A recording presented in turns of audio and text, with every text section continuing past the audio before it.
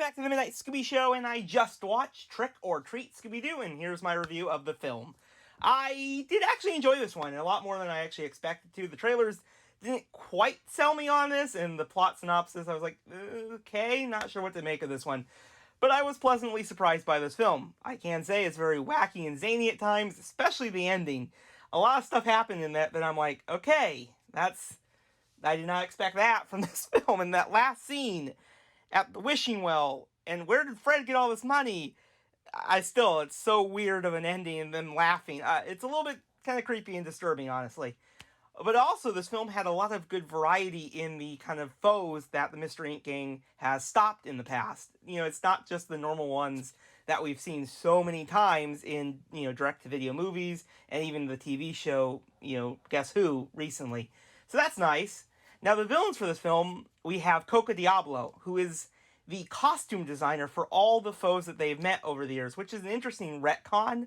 I actually kind of like it because it's kind of funny. When I watched Scooby-Doo when I was younger, I always kind of like, how do all these bad guys make these costumes? They must have someone, right?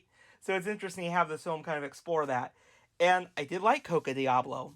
I thought it was she was very interesting, very kind of cunning, and very good kind of character. And Velma having a crush on her, I thought was really kind of cool, and it was handled really great in this film. And I just love her face expression in some of the scenes. It was hilarious, especially when Coco put her hand on her. That face expression was kind of weird. Now, the main thing is the Misery kind of gang was the overarching villain of this film. They had a really good design, definitely very creepy. I did like it. And it was very interesting to see who was controlling them. That was the big thing once we found out that they were robots. Hilarious with those alligators. Seriously, that was the alligators. Very expressive alligators. But I found this mystery to be very kind of simple.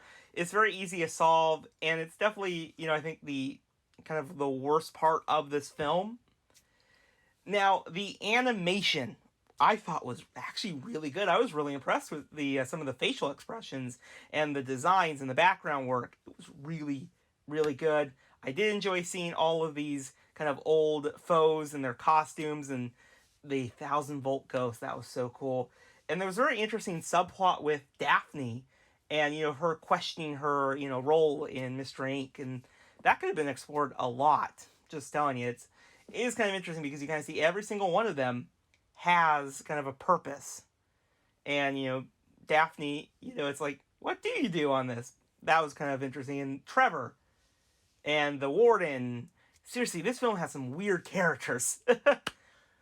But yeah, I overall enjoyed this film. It impressed me a lot more than I expected it to. And honestly, it's one I'll probably watch again. I definitely think this is the better of the direct-to-video movies that they've had recently. So if you've watched Trick or Treat Scooby-Doo, let me know your thoughts on it in the comments below. And I will see you guys in the next video. Bye, everyone. Oh, and the Mystery Inc., the Mystery Machine. The way that Trevor was involved in that kind of definitely completely changed it. And also, the Mystery Machine can really still last on the road, even after being almost exploded. Another additional thing I'll say is the soundtrack to this movie I actually thought was really awesome. And I really liked the different version of the Scooby-Doo Where Are You theme.